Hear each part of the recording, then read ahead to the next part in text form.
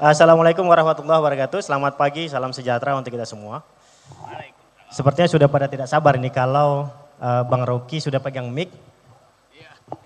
Akan keluar semua yang ada di dalam kepala Bang Rocky. Tapi sebelum saya berikan kesempatan ke Bang Rocky, saya ingin memulainya dengan satu pengantar.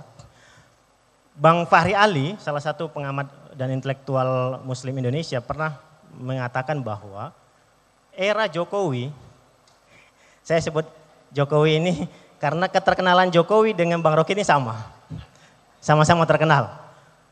Mengatakan bahwa era Jokowi, kalangan intelektual, akademisi kurang mendapatkan ruang di dalam konteks perdebatan-perdebatan pembangunan. Karena Jokowi lebih memilih bersama para influencer. Nah, tapi kata Bang Fahri Ali, di era Prabowo ada semacam harapan. Karena Jokowi cara berpikirnya skala mikro, tapi Prabowo kata Bang Fahri Ali berpikir secara makro. Ada harapan bahwa akademisi mendapatkan ruang untuk terlibat dalam proses pembangunan. Tapi apakah benar menurut Bang Rocky? Kita ingin dengarkan bagaimana Rocky pasca Jokowi. Kita perlu berikan tepuk tangan. Apakah Bang Rocky juga akan terlibat dalam debat-debat publik yang sama seperti sebelumnya? Tapi sepertinya iya. Tadi di podcast sudah memberikan serangan pemula menuju 100 hari pemerintahan Prabowo Gibran. Langsung saja kepada Bang Rocky untuk memaparkan pandangan-pandangan kritisnya sesuai dengan tema kita pada hari ini, membela akal sehat, sumbangan akademisi terhadap Indonesia cemas di masa yang akan datang. Apakah kita punya kecemasan atau tidak untuk melihat masa depan? Kepada Bang Rocky, saya persilakan. Oke. Ya, boleh. Apa gunanya menjawab pertanyaan yang secara faktual orang tahu bahwa tidak ada yang disebut era Jokowi, yang ada era.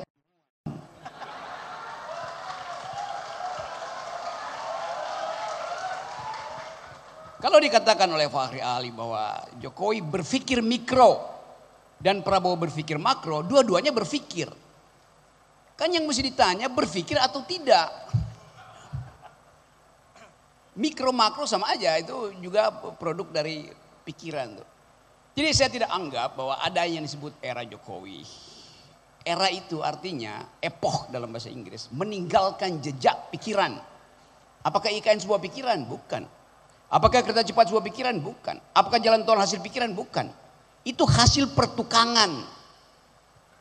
Pikiran itu disebut pikiran kalau dia menembus waktu. Profesor Kadirun menginvestasikan pikiran. Sehingga sekarang saya ada di 18.000 mahasiswa Universitas Pancabudi. Itu yang namanya pikiran. Pak Kadir, Profesor Kadirun mengambil risiko untuk tidak jadi gubernur, tidak jadi politisi, karena dia ingin membuat pikiran itu dihidupkan dari provinsi Sumatera Utara. Kita ada dalam refleksi itu. Dan kita harus berdayakan pikiran ini supaya kita enteng ke depan itu. Tadi ada pantun. Panjat pepaya lewat genteng. Yang berupaya pasti jadi enteng. Kita mau mengentengkan politik kalau kita kembalikan politik ke dalam suasana akal pikiran. Kan itu dalilnya kan. Jadi kalau saya ada di sini, saya memahami bahwa dari awal universitas ini didesain untuk menghasilkan pikiran. Kata Kadir di dalam bahasa Inggris artinya ia yang mengetahui banyak hal. Betul nggak? Demikian juga dalam bahasa Sunda, apalagi dalam bahasa Arab. Jadi Kadirun artinya mereka yang ingin menghidupkan akal pikiran. Udah bener Profesor Kadirun Yahya mengambil posisi sebagai pedagog, bukan demagog. Demagogi artinya orang yang tidak berpikir, tapi berupaya untuk memanipulasi informasi. Itu namanya demagog. Pedagog artinya orang yang berpikir dan menginginkan ada pertengkaran pikiran. Jadi saya senang ada di sini. Ini tadi ada 18.000 mahasiswa, ada 300 dosen. Kalau udah begini saya nggak mau jadi dosen lagi, saya mau nyalek aja nih karena udah. Tetapi apa gunanya nyalek kalau di belakang kita ada kehidupan yang tidak berpikir. Setiap orang yang ingin masuk dalam politik harusnya mengerti bahwa politics, demokrasi is the government of reason through the government by the people. Demokrasi itu pemerintahan akal melalui pemerintahan orang. Sekarang begitu banyak orang nyalek tanpa akal itu. Karena ngincer amplop. Kita mau batalkan itu di sini. Saya ada di Medan. Dan kita ingin Medan jadi tempat pertama pertempuran akal pikiran. Medan tidak boleh diblok. Sorry, bukan blok Medan. Medan tidak boleh diblok pikirannya. Itu dasarnya itu. Mengucapkan sesuatu secara jujur itu memang fungsi akademis. Jadi kalau tadi diterangkan oleh Pak dosen Surya bahwa dimulai dan Pak Bang Ojak yang memberi kita pengetahuan awal bahwa ternyata dari tahun 50-an, tahun 60-an udah ada sebuah lembaga think tank di sini yang hendak mempromosikan pikiran dan dimulai dengan kata yang sangat akademis, metaphysics. Yang mungkin pada waktu itu nggak dimengerti oleh banyak orang, lalu dianggap tidak ada nomenklaturnya. Lalu tidak ada nomenklaturnya bukan berarti tidak berarti, tidak berguna, justru berguna hari-hari ini. Apa yang terjadi pada bangsa ini sekarang? Kekurangan pikiran karena tidak belajar filsafat. Kekurangan moral karena tidak tahu apa fungsi metafisik. Metafisik itu di dalam filsafat Yunani adalah tulisan-tulisan Aristotle setelah dia belajar fisik. Setelah dia belajar fisika, dia mulai mengembangkan pengetahuan dia, kuriositas dia, imajinasi dia tentang Tuhan, alam semesta, apa yang menyebabkan dunia ini berputar, beredar, apa yang bisa diabadikan di dalam pikiran. Kan itu dasarnya tuh. Jadi, nih seperti konstruksi ruang ini. Kalau saya belajar fisika, saya bisa buat gedung persis seperti ini. Karena membuat gedung pertemuan seperti ini hanya saya cuma butuh dua rumus. Satu rumus tentang metal fatigue, kelelahan metal. Ini ada fakultas sains di sini kan. Sama rumus tentang S, safety factor. Dapat. Dengan dua rumus itu saya bisa bikin bangunan. Itu namanya ilmu fisika yang diterapkan secara teknis. Tetapi kalau saya berpikir bangunan ini mau dihargai sebagai apa? Narasi yang akan ditimbulkan oleh bangunan ini apa itu? Itu saya berpikir secara metafisik. Ini ada konstruksi ventilasinya tuh sangat Mediterranean. Konstruksi bintang itu. Tetapi saya juga bisa anggap bahwa ini sangat Eropa revolusi industri karena ini bangunan beton, bangunan metal ini sama seperti kaki dari Menara Eiffel. Kalau Anda lihat ke atas. Tetapi kita mesti bayangkan misalnya fungsinya apa? Begitu ditaruh kubah, oh ini fungsi teologis, metafisiknya ada pada simbol kubah itu. Bisa kita interpretasikan segala hal. Jadi kemampuan kita untuk mengolah wilayah pikiran dan imajinasi itu namanya metafisik.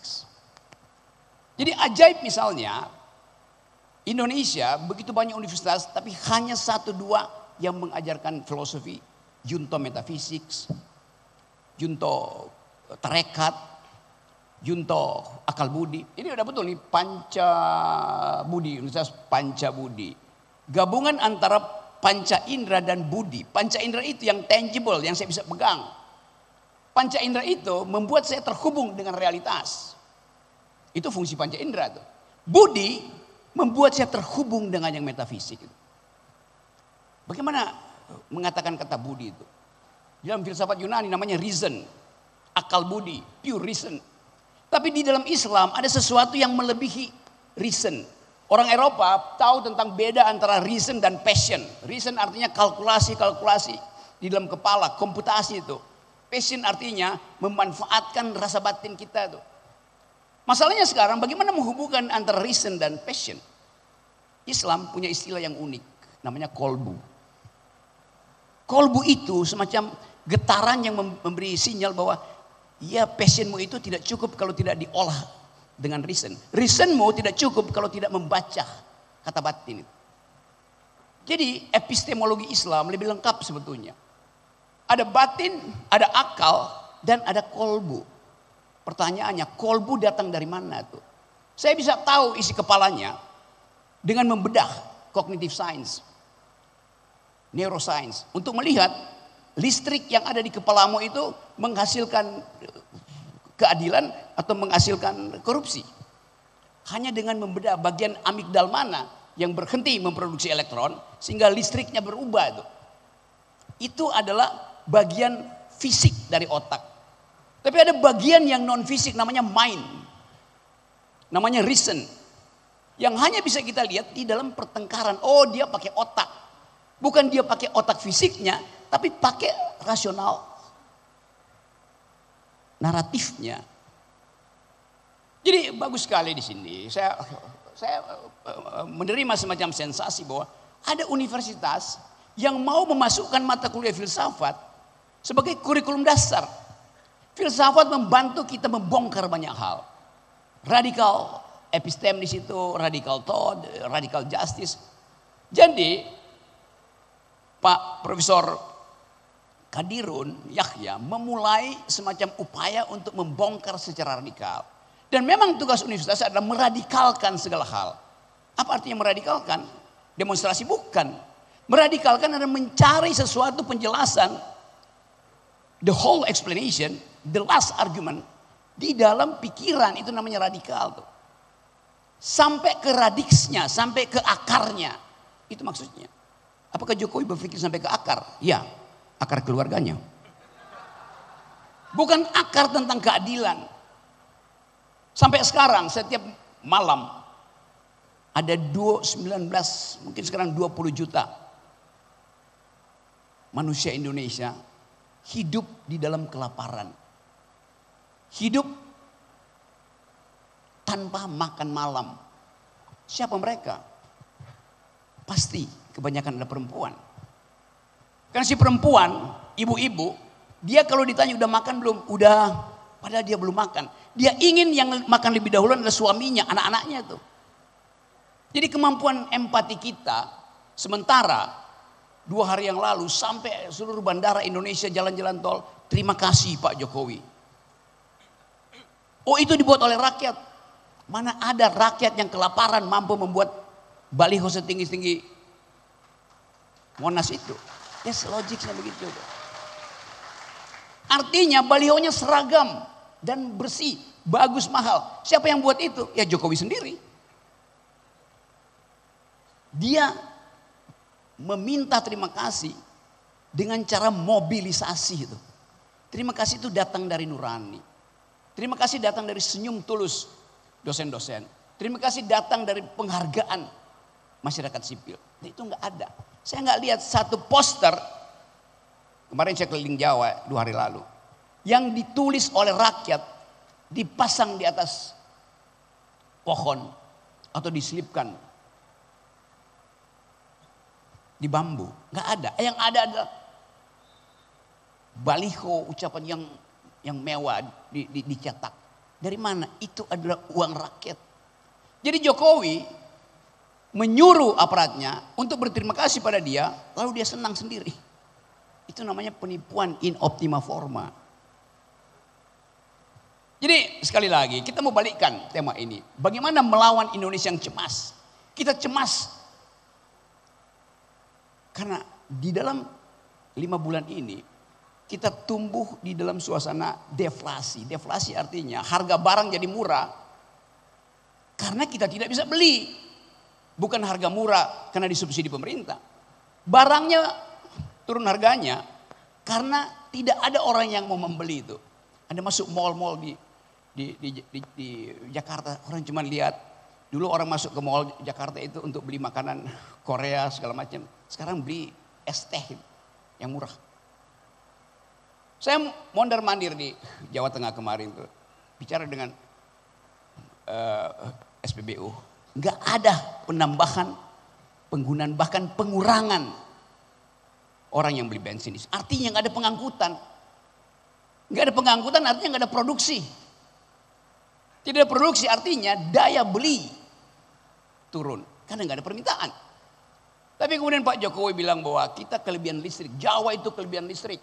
Maka silahkan mak-mak tambah voltage-nya, tambah daya listriknya. Oh ya, masuk akal. Tapi kalau kita periksa, kita cemas akhirnya karena kelebihan listrik itu terjadi bukan karena kita memproduksi energi, tapi pemakai energi itu pindah ke Taiwan, Thailand, Vietnam. Industri besar kabur dari Jawa. Akibatnya apa? Ya listriknya berlebih. Karena pemakai listrik utama adalah industri. Artinya kelebihan listrik itu secara logika sama dengan deindustrialisasi. Tutup semua pabrik. Itu intinya. Jadi statistik sering berbohong. Kalau rumah kos di Medan ini, ibu kosnya bilang, datang aja ke tempat kos kami ini. Karena kami kelebihan listrik. Anda boleh pakai dari tadi cuma 300 watt, sekarang 500 watt. Masuk akal enggak? Ya masuk akal. Tetapi begitu Anda sampai di rumah kosnya memang kosong. Nggak ada lagi yang pakai, maka listriknya bertambah. Logikanya begitu. Ilmu ekonomi mudah itu. Bahwa selalu ada logik terbalik. Di belakang dalil itu. Saya kemarin ada di Jawa Timur juga. Jawa Timur mengalami deflasi yang sama tuh. Tidak ada daya beli. Tetapi dipamerkan oleh pemerintah. UMKM-nya bertambah. Seolah-olah ada kehidupan ekonomi. Memang UMKM bertambah. Tapi logika ekonominya di mana tuh? Dalam keadaan deflasi, UMKM bertambah. Gampang keterangannya. Mereka yang tadi punya restoran, karena tidak mampu lagi untuk mempertahankan harga, turun jadi pedagang kaki lima di trotoar. UMKM bertambah. Artinya kemiskinan. Begitu akal pikiran bekerja tuh. Begitu banyak hal. Kita nggak perlu belajar teori-teori ekonomi Harvard Business School, Chicago School of Thought, Cambridge Keynesian Economics. Tapi kita bisa pakai akal untuk melihat bahwa penipuan statistik itu luar biasa.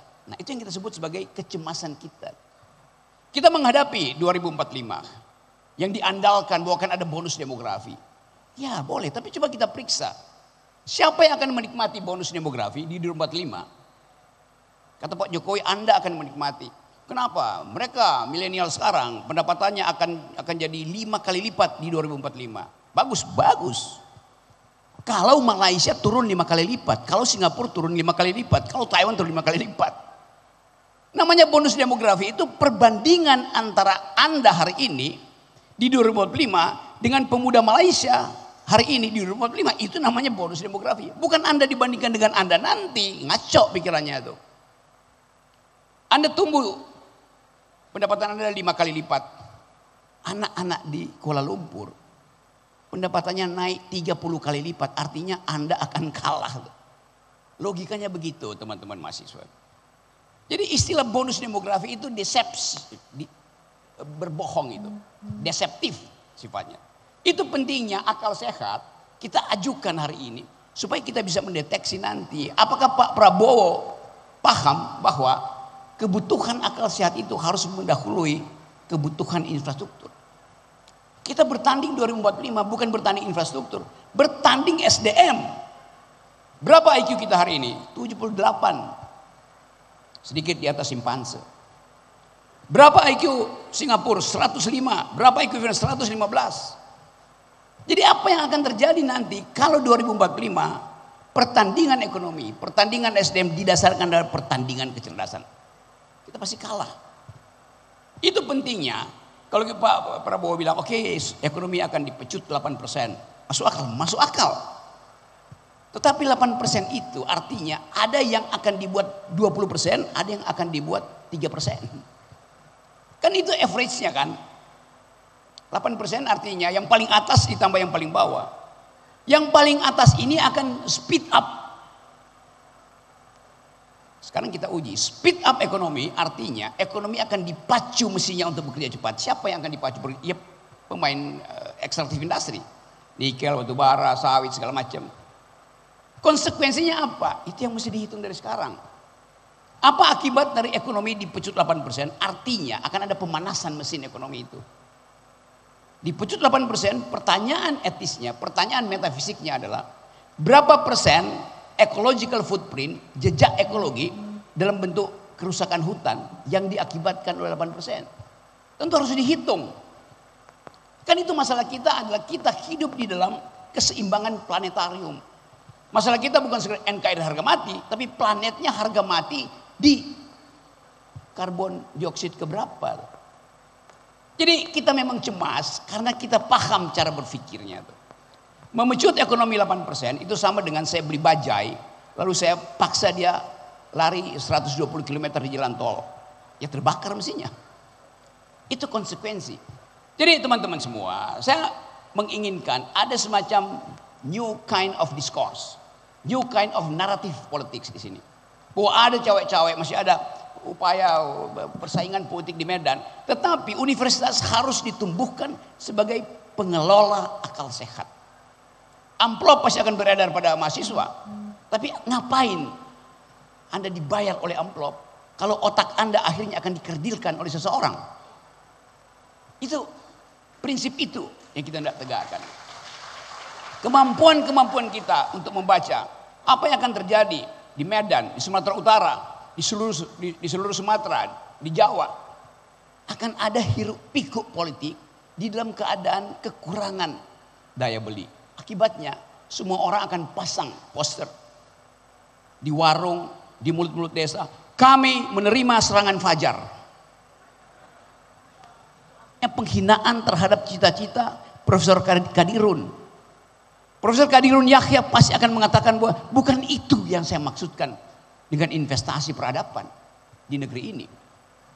Jadi sekali lagi, saya terangkan ini semua sebagai paradigma, sebagai ide penuntun, sebagai upaya untuk mengembalikan fungsi kampus untuk jadi pengkritik.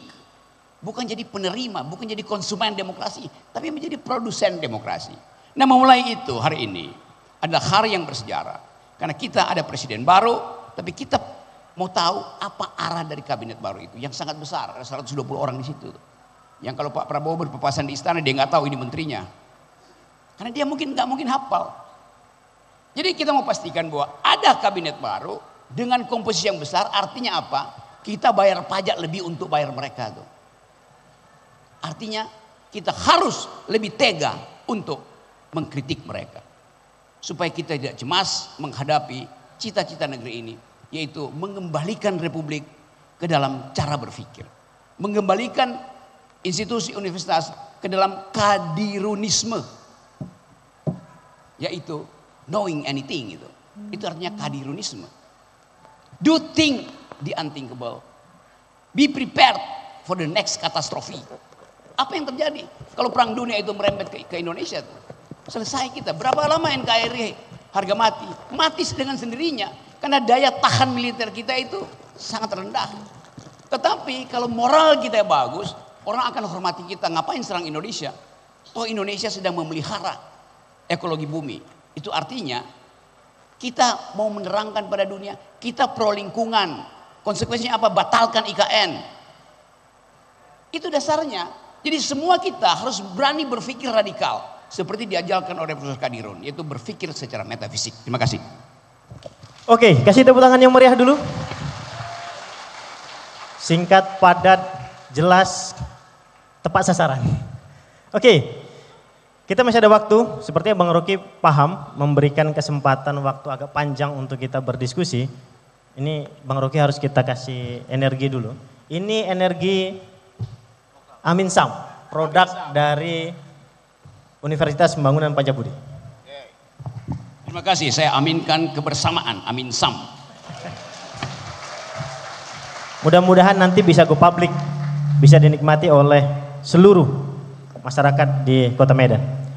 Baik Bapak Ibu dan para hadirin yang luar biasa, baik yang di dalam maupun yang di luar, ini kalau dihitung secara metafisis, ini yang hadir lebih dari 10.000 yang nonton live dan yang hadir di ruangan ini.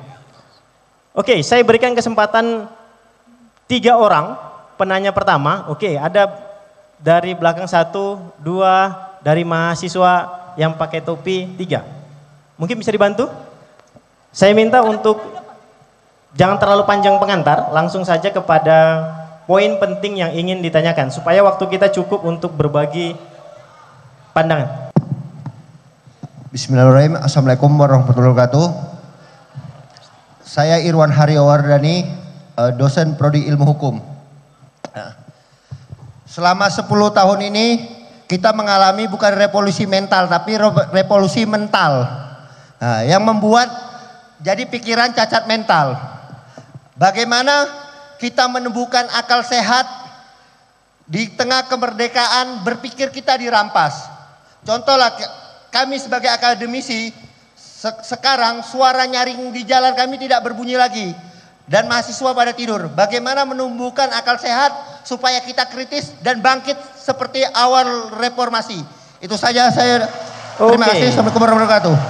Waalaikumsalam. Kita kumpulkan satu pertanyaan lagi mungkin nanti. Kan? Iya, baru saya terangkan. Lakukan radical break. Jangan percaya pada semua proposal yang sifatnya membujuk untuk jadi pragmatis. Kan itu dasarnya.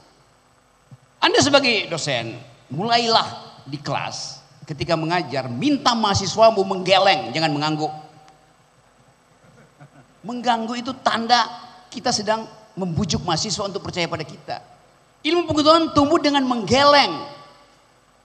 Salah, nggak begitu. Dosen saya Dungu. Ucapkan itu supaya timbul didaktika, timbul dialektika. Kalau mahasiswa yang ngangguk-ngangguk, itu ditipu dosen. Dosen yang ngangguk-ngangguk.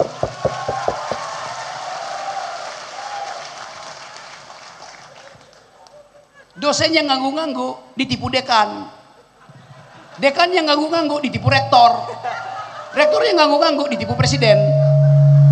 Sama dasarnya. Jadi itu intinya tuh. Jadi mulai membiasakan untuk menggeleng. Menggeleng artinya enggak. Tapi perhatikan, ada gerakan menggeleng. Menggeleng artinya berupaya mengeluarkan pikiran. Ada gerakan menggeleng yang lain. Justru karena tidak punya pikiran. Namanya pelangak pelongok. Beda antara gerakan menggeleng karena punya pikiran dan gerakan pelangak pelongok karena tidak punya pikiran. Assalamualaikum warahmatullahi wabarakatuh. Oke, pertanyaan selanjutnya dari Bapak ini, yang sini sebentar ya. Ya, nggak apa-apa, saya turun saja.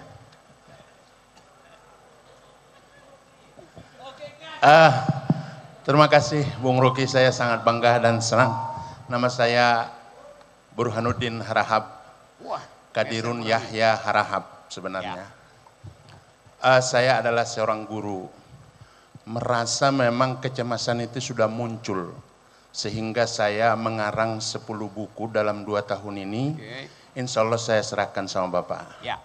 Saya melihat di pendidikan kita ini sebenarnya yang sangat perlu diperhatikan adalah masalah sistem yang sangat-sangat sudah rumit sekali bagi seorang guru.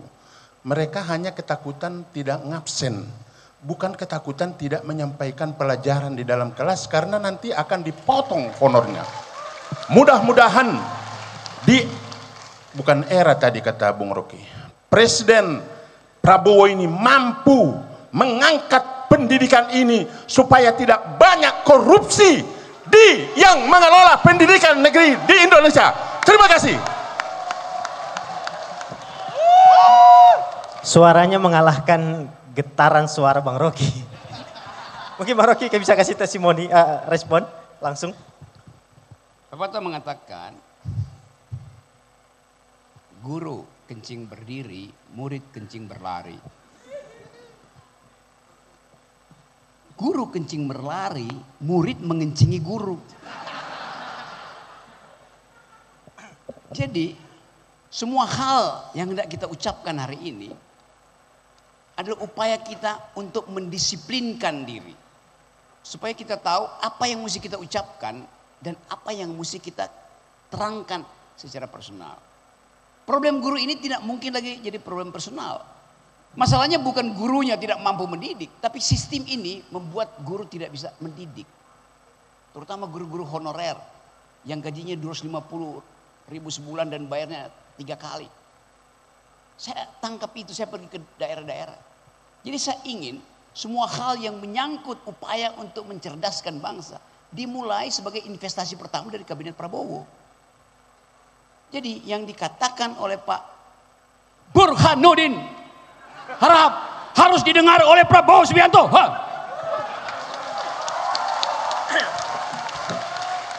Coba lebih kencang siapa? Itu cirinya Bang Rocky, nggak mau kalah soal tekanan suara. Oke, ada yang mau menggeleng? Oke, tadi yang pakai topi. Mungkin ke depan aja, ke depan. Supaya lebih mudah, ke depan. Ke depan sini boleh? Assalamualaikum warahmatullahi wabarakatuh. Saya Dimas Ardiansyah dari Fakultas Manajemen Bisnis Digital. Yang saya tanyakan,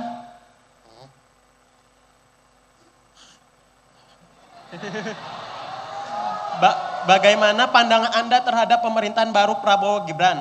Mengingat kritik Anda yang cukup tegas terhadap pemerintahan Jokowi sebelumnya. Apakah Anda ada perbedaan sikap terhadap pemerintahan yang baru ini? Apakah Anda melihat adanya hal yang lebih positif atau justru diwaspadai dari pemerintah? Oke, pertanyaannya cukup banyak sekali. Sudah? Sudah cukup. Oke, baik. Dari siapa tadi namanya? Dimas Ardiansyah. Dimas. Oke, silakan Dimas.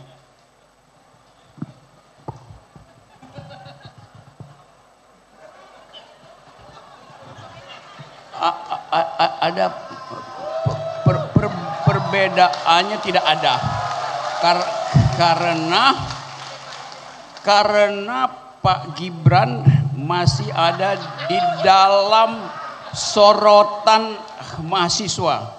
Karena Pak Gibran seringkali merasa paham tapi ternyata tidak.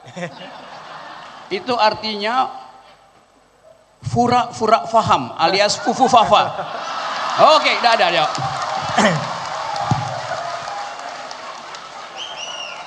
Oke, ini udah panas ini.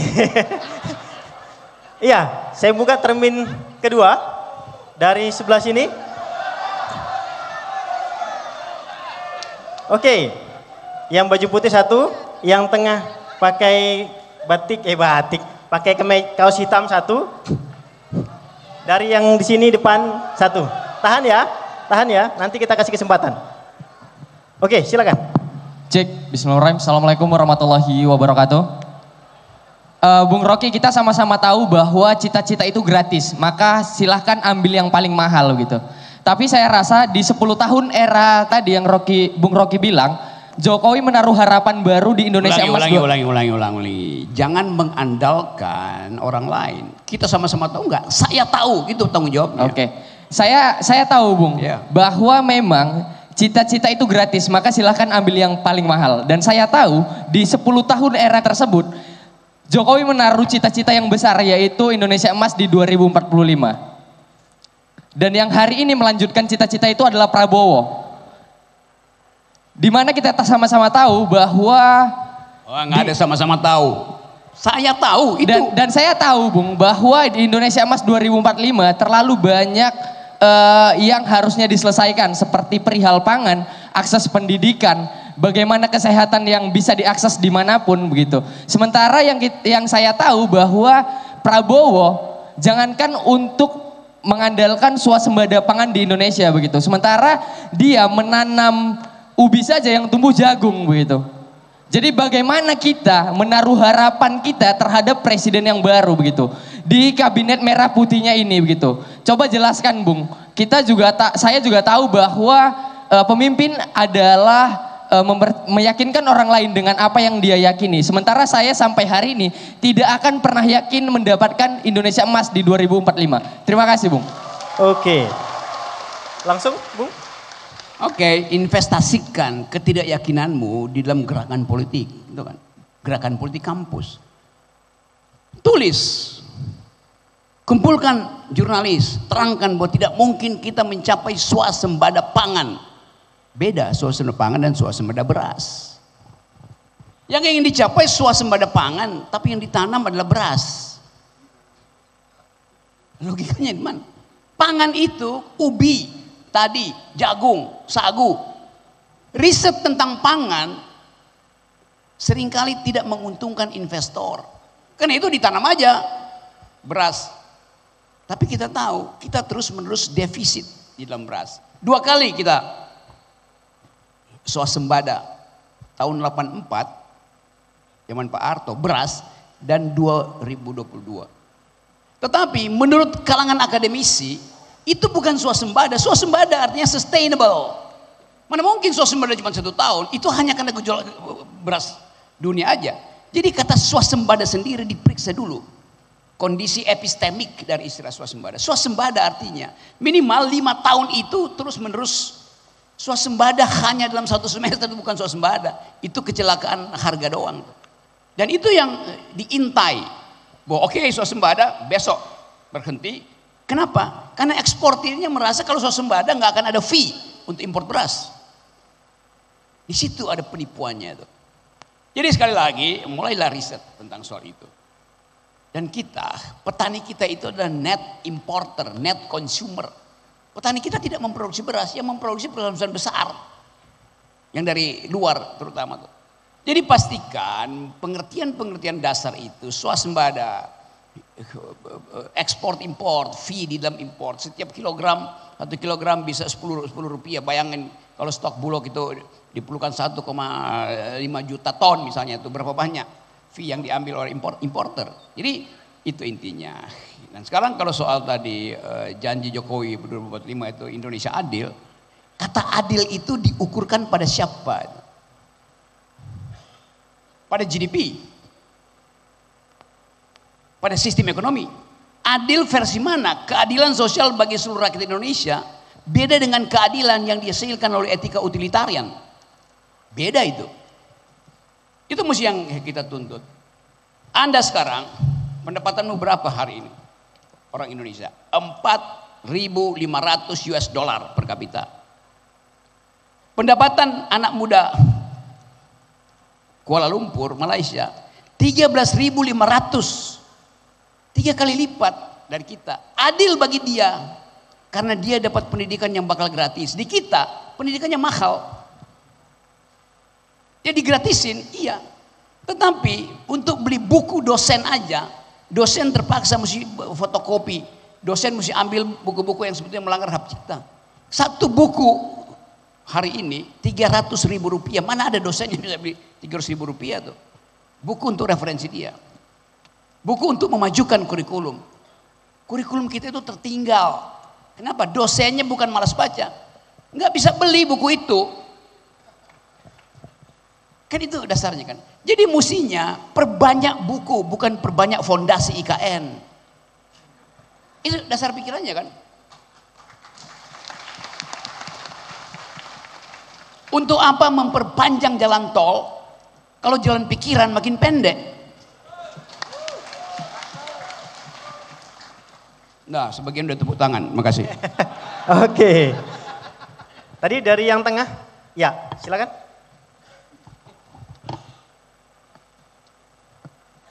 Pendek-pendek aja ya, jangan terlalu panjang pengantarnya.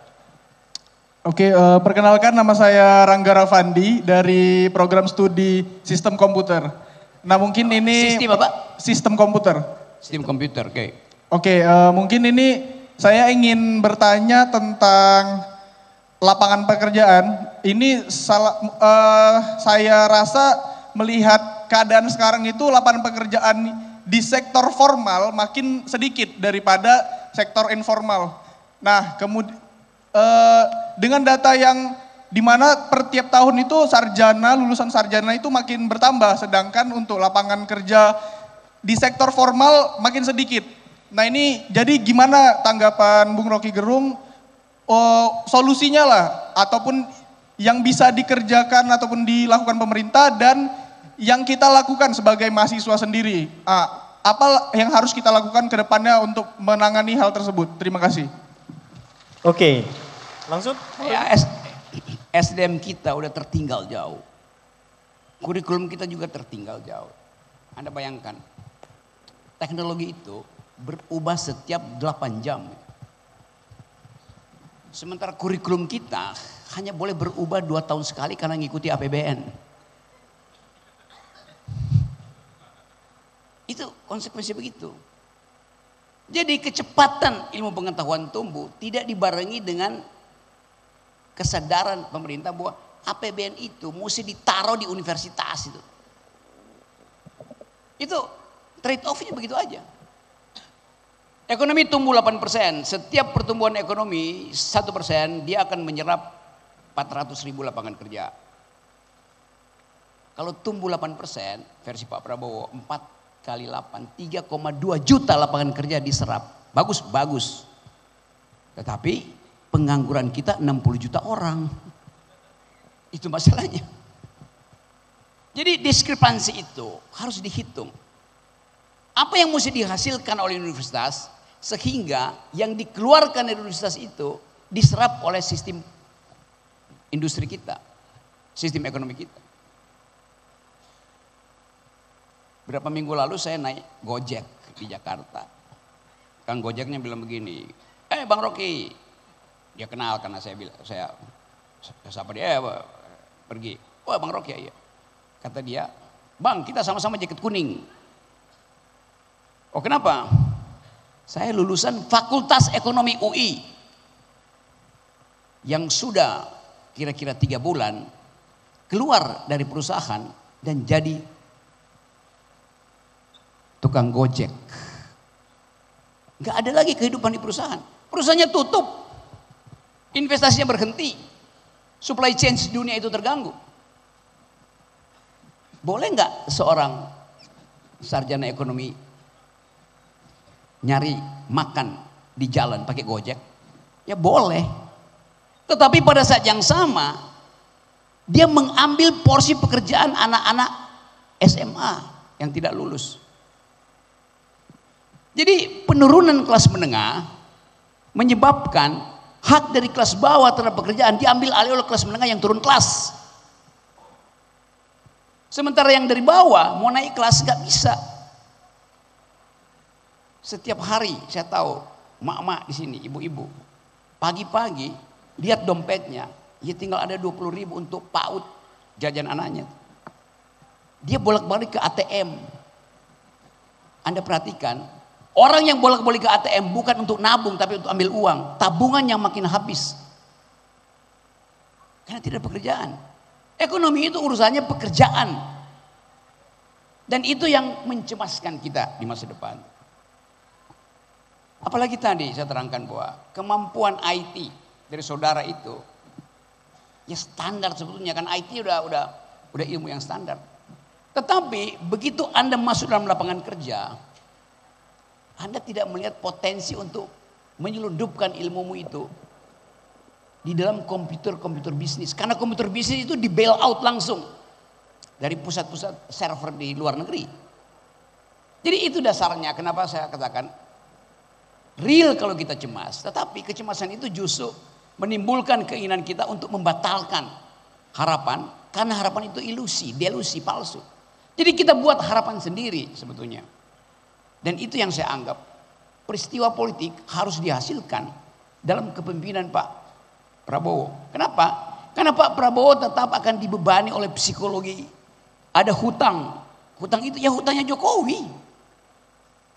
Setiap bayi yang lahir hari ini, dia sudah berutang 50 juta rupiah. Bayinya belum lahir dia berutang 50 juta rupiah. Kenapa? Kita punya utang sekarang 8.500 triliun ditambah dengan utang BUMN bisa 10.000 triliun. 10.000 triliun dibagi pada potensi kelahiran bayi kita 2 juta per tahun. 4 juta per tahun. Artinya setiap bayi yang lahir sudah dibebani hutang 50 juta. Itu logikanya tuh. Ibu-ibu yang hamil tentu senang Oh saya punya masa depan, ada kehamilan, iya. Tapi survei terhadap rasa bahagia ibu-ibu beda dengan survei terhadap si janin sendiri. Tanya pada si janin yang ada di perut ibu. Kamu mau lahir nggak kalau setelah lahir bayar hutang 50 juta Jokowi? Nggak mau. Dia memilih tinggal di rahim ibu daripada jadi warga negara dan harus bayar utang pemerintah sebelumnya. Nah ini yang kita maksud, bahwa tentu pemerintahan Pak Prabowo mengerti ini. Tetapi prosedur untuk mengatakan bahwa ini bukan beban saya, itu masih seolah-olah ya mikul dhuwur mendem jero. Tapi mikul dhuwur mendem jero ada batasnya tuh. Ketika ekonomi makin buruk, ketika target 8% tidak terjadi, maka akan ada social unrest. Artinya demonstrasi tak terhindarkan karena menuntut kejujuran di dalam menyatakan siapa yang bersalah selama ini. Oke, kita masih panjang waktu. Tadi dari depan sini, Bapak silakan.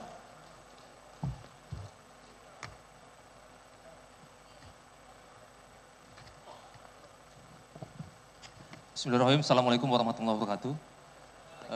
Bang Rocky, saya tadi pagi Bang, tadi subuh Bang, gitu. Besok subuh baca 5 dokumen Bang. Dokumen Auriga, kemudian Project Multatuli, kemudian saya baca kurikulum SMP Bang, itu IPA gitu, kelas 10, kemudian biologi kelas 11, sosiologi kelas 11, dan ekonomi kelas 11 itu. Alhamdulillah Bang, tidak ada saya temukan kata kerusakan tambang di situ Bang. Nah padahal kalau saya sebut nama Wakil Menteri Kehutanan yang baru, mungkin Abang tahu itu siapa afiliasinya gitu. Jadi apakah masih ada harapan Bang gitu, kurikulum itu bisa berubah? Karena memang tidak dijelaskan di situ bahwa salah satu kerusakan dari deforestasi lahan ini kan juga ada akibat tambang. Itu nggak ada Bang di kurikulum. Apakah itu di ekonomi, di sosiologi maupun di biologi. Itu yang kelas 10 Bang, saya periksa. Belum yang kelas 11 dan kelas 12. Mungkin pendapat Abang apakah masih ada harapan ini bisa berubah nanti di masa kepemimpinan Pak Prabowo ini. Terima kasih Bang. Banyak orang yang mengkhawatirkan soal itu. Karena ini soal yang sifatnya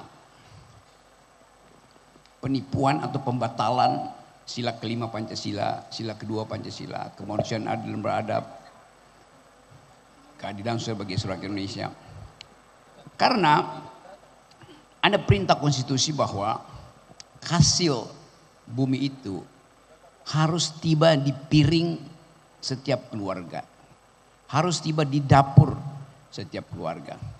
Nah kalau kita lihat komposisi sekarang, dengan mudah kita tahu bahwa wilayah-wilayah yang seharusnya dikuasai negara itu diagunkan pada oligarki.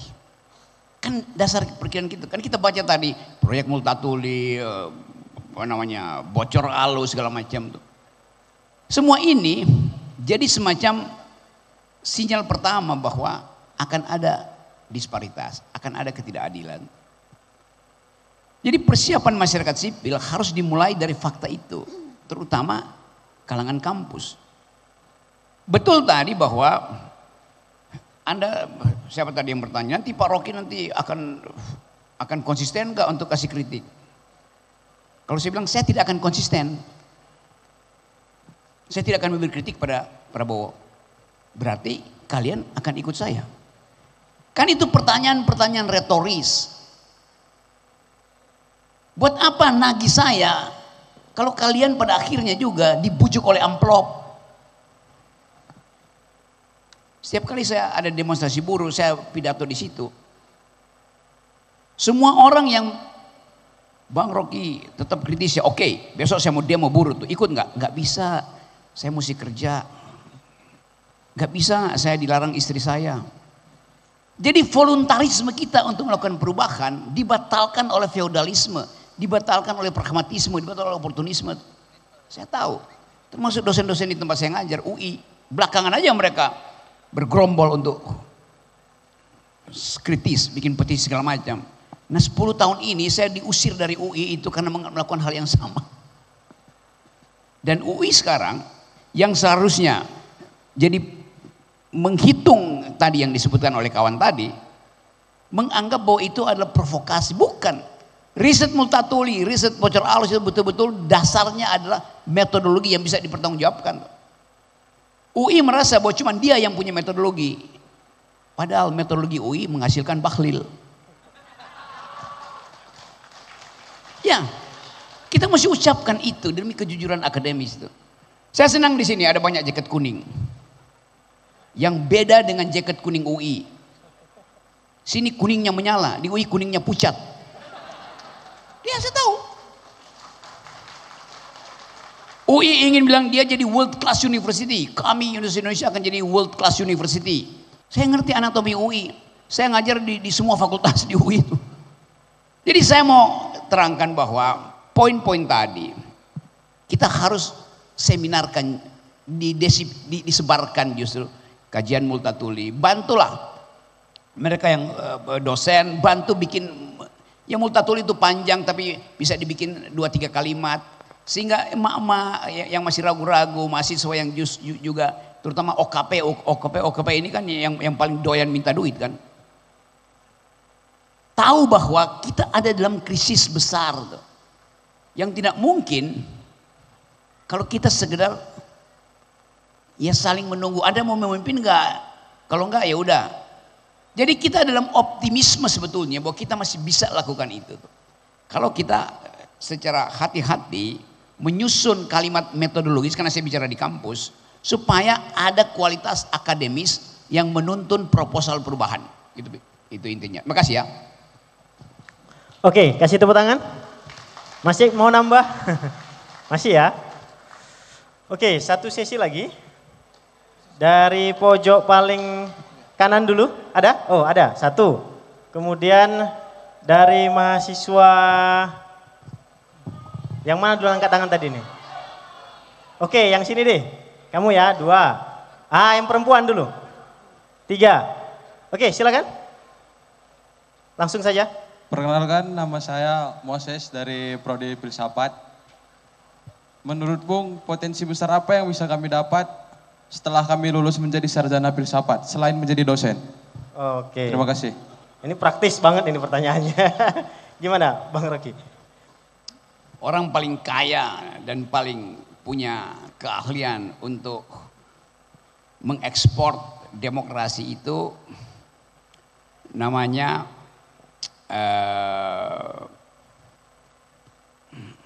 Soros, George Soros. Soros itu kuliahnya filsafat. Tapi dia memakai metodologi filsafat, terutama metode falsifikasi dari Karl Popper, untuk menunjukkan bahwa demokrasi harus dihidupkan dengan fasilitas falsifikasi. Apa itu falsifikasi? Membatalkan argumen orang supaya timbul argumen yang lebih bagus itu. Jadi kalau Anda mampu untuk mempraktekkan minimal philosophical mode of thought, macam-macam, falsifikasi, prinsip, angsa putih, angsa hitam, kan semua itu model untuk berpikir kritis. Di dunia ini, semua penasehat ekonomi Clinton dulu adalah lulusan filosofi itu. Nah di kita di sini filsafat dianggap sebagai ilmu di awang-awang gitu. Padahal filsafat adalah metodologi, cara berpikir itu. Begitu banyak manusia yang belajar hukum, ekonomi segala macam. Tapi cara berpikirnya tidak menunjukkan bahwa dia paham tentang cara berpikir. Dari cara berpikirnya kita tahu dia tidak paham apa itu cara berpikir itu. Nah itu yang menimbulkan keraguan-raguan bahwa universitas bisa mengambil jarak dengan kekuasaan. Hanya dengan cara berpikir filosofi kita bisa katakan saya meragukan pendapatmu karena itu duel argumen lebih dahulu. Nah kita mau ingin supaya mereka yang jadi anggota DPR kita filter di situ juga. Filter dengan duel argumen.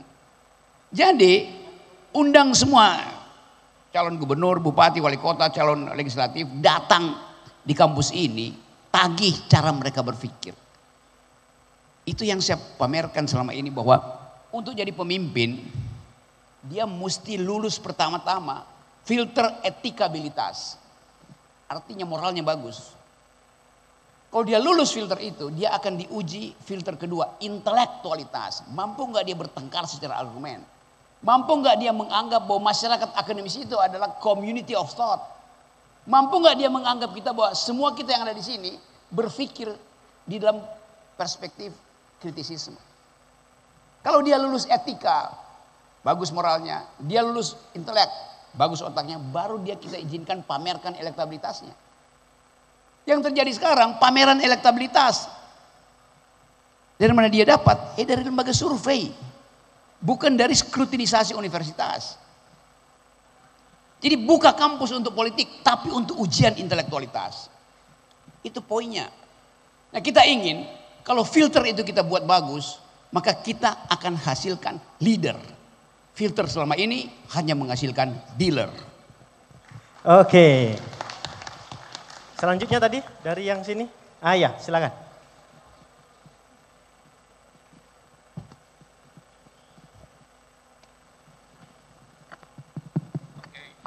Oke, bismillahirrahmanirrahim. Assalamualaikum warahmatullahi wabarakatuh.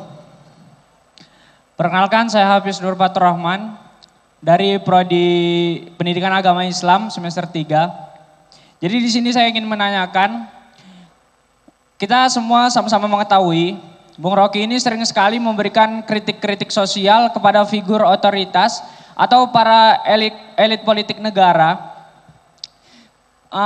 Tadi juga disampaikan, kami para mahasiswa diajarkan untuk terus selalu menggeleng kepada dosen-dosen kita, bukan hanya bisa mengangguk. Jadi di sini saya ingin bertanya, bagaimana cara kita mahasiswa untuk menyampaikan kritik ataupun saran-saran yang baik kepada dosen-dosen kita ataupun atasan secara konstruktif begitu Bung. Agar tidak menimbulkan suatu polarisasi dan dapat memberikan sebuah konsensus atau kesepakatan antara dosen dan juga mahasiswa ini. Begitu Bung. Terima kasih. Ya, pendidikan agama Islam artinya pendidikan untuk bertengkar. Di dalam wilayah muamalat. Anda hanya tunduk pada wilayah vertikal. Akidah Anda kan bisa pertengkarkan. Tapi kesosialan manusia itu justru dianjurkan untuk dipertengkarkan. Negara itu urusan muamalah. Bertengkar di situ soal justice. Tagih pada dosenmu itu. Apa versi Islam terhadap sila kelima keadilan sosial? Mengapa para pemimpin agama justru doyan dapat izin tambang? Jelas itu. Dia mesti dipertengkarkan.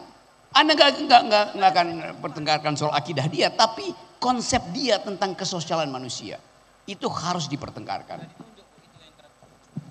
Oke, kasih tepuk tangan. Masih semangat. Ini kelihatan dari wajah-wajahnya sepertinya masih wajah-wajah yang segar. Meskipun jam sudah 10.42. Oke. Saya akan berikan kesempatan kepada kelompok dari perempuan. Karena dari tadi seperti laki-laki semua yang bertanya. Saya persilakan untuk mbak-mbak yang di sini. Ya, terima kasih. Sebelumnya perkenalkan, saya Monika Sitompul dari jurusan akuntansi semester 3.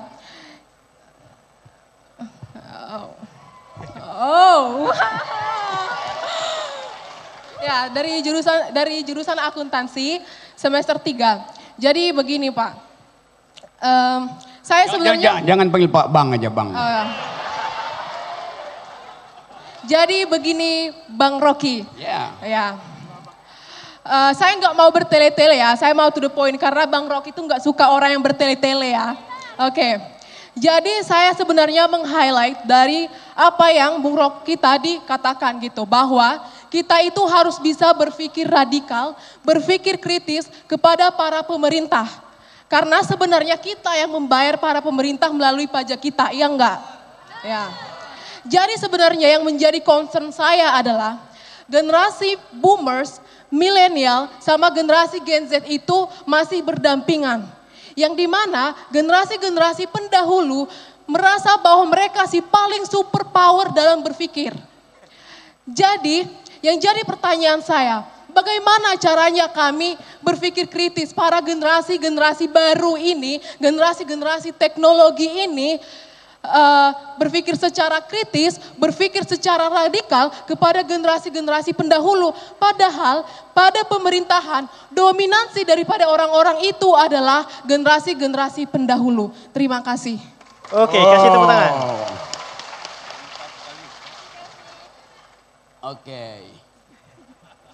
Oke, Anda bayangkan dulu perempuan dianggap sebagai makhluk yang tidak bisa berbicara. Kalau ngomong dia gagap, gugup. Lalu ilmu psikologi bilang perempuan mengalami kegugupan dan kegagapan karena dia mesti memakai tata bahasa yang bukan milik dia, tapi milik laki-laki.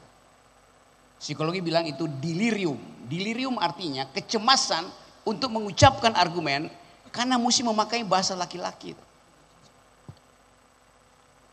Sekarang ada seorang perempuan, umurmu berapa? 21 tahun. 20 tahun. Sementara ada seorang laki-laki umur 29 tahun jadi wapres tanpa pengetahuan.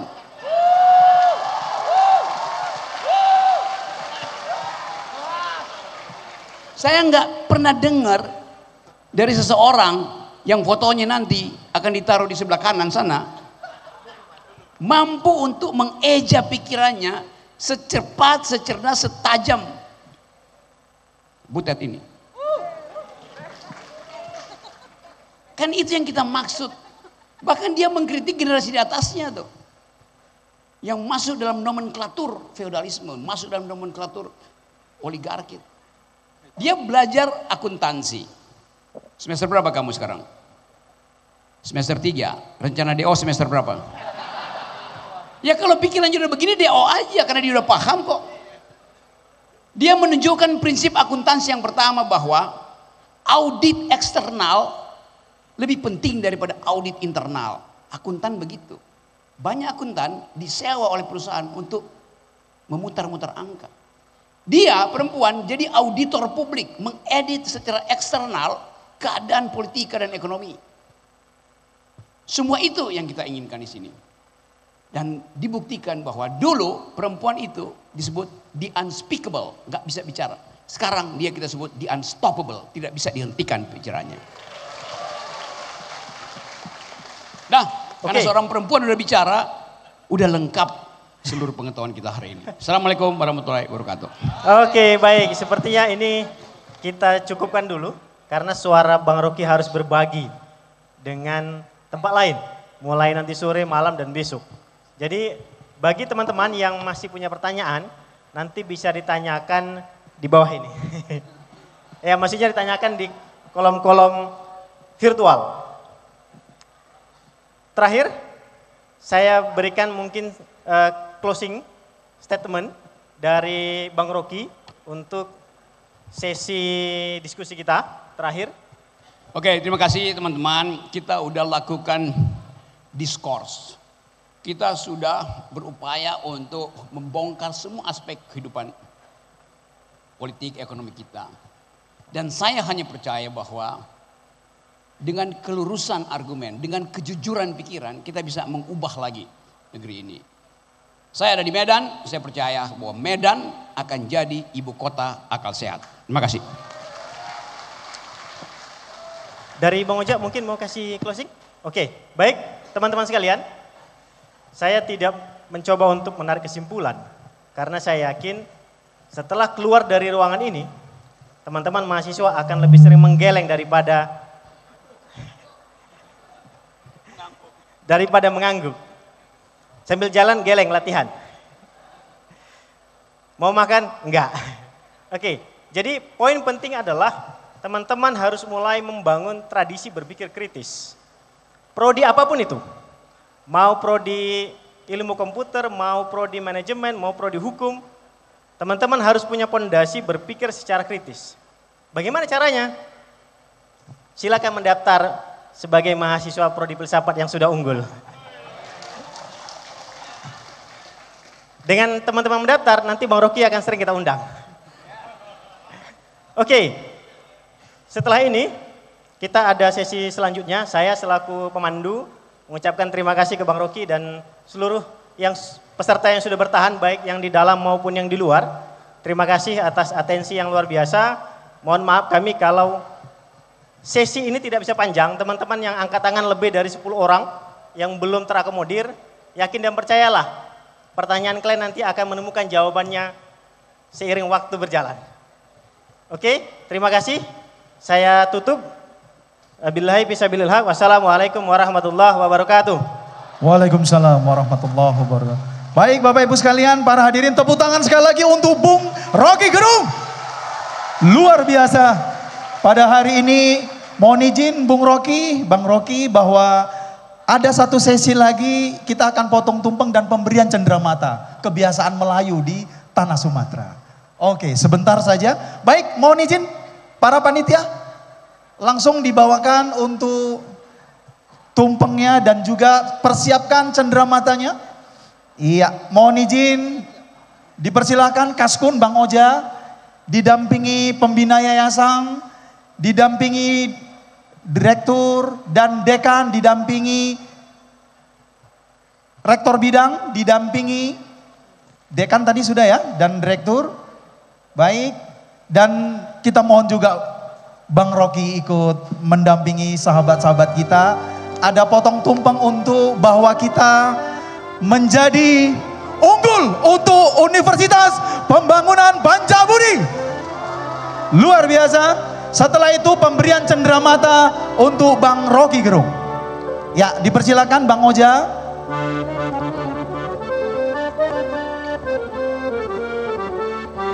Silakan potong tumpengnya langsung. Setelah ini baru kita penyerahan cenderamata berupa buku dari karangan Ayahanda Guru Profesor Dr. Haji Kadirun Yahya dan juga cenderamata dari Universitas Pembangunan Pancabudi.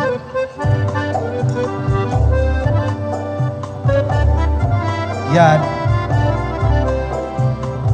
Bang Suryo, mohon izin ikut Bang, mewakili dari Sivitas Akademika. Dan mohon izin mewakili Sivitas Akademika Prof. Aspan silakan. Bu Kiki, Direktur Pasca silakan mewakili Sivitas Akademika, dipersilakan. Ayo Prof. Aspan, Direktur dan Dekan. Ya, dipersilakan. Ya, baik. Foto sudah foto untuk setelah ini langsung penyerahan cenderamata. Ya, silakan diangkat tumpengnya. Langsung penyerahan cenderamata buku karangan dari Ketua Yayasan dari Profesor Dr. Haji Kadirun Yahya. Cenderamata berupa ada keris dari Universitas Pembangunan Pancabudi dan juga plakat tadi sudah. Terima kasih sekali ya.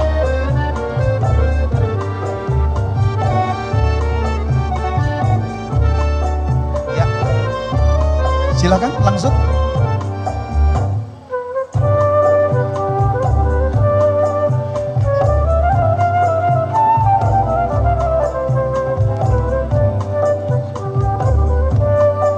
Ini namanya vitamin akal sehat buku.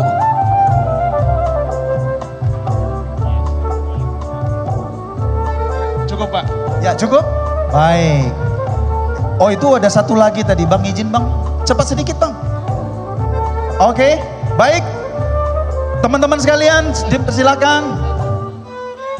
Langsung penyerahan produk unggulnya, yaitu akreditasi unggul, silakan.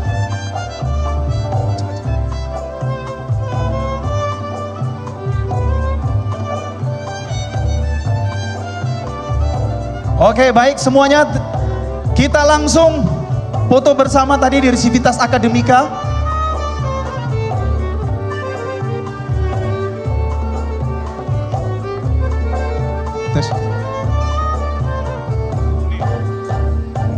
Oke, terima kasih teman-teman. Saya dapat banyak souvenir, terutama buku. Saya datang bawa akal, pulang bawa buku. Dalam politik, datang bawa janji, pulang bawa amplop. Baik, cukup sekian dan terima kasih. Terima kasih sekali lagi kepada Bung Rocky dan seluruh Sivitas Akademika, tamu undangan yang turut hadir di kuliah umum kita. Mudah-mudahan kita dapat menghilangkan rasa cemas dan rasa was-was di kolbu sanubari kita. Kita kembalikan kepada. Baik, terima kasih para hadirin sekalian. Kami dari panitia mengucapkan banyak terima kasih. Daun pandan, daun selasi cukup sekian dan terima kasih. Makan keripik di tepi sawah, keripiknya jangan sampai jatuh. Wabillahi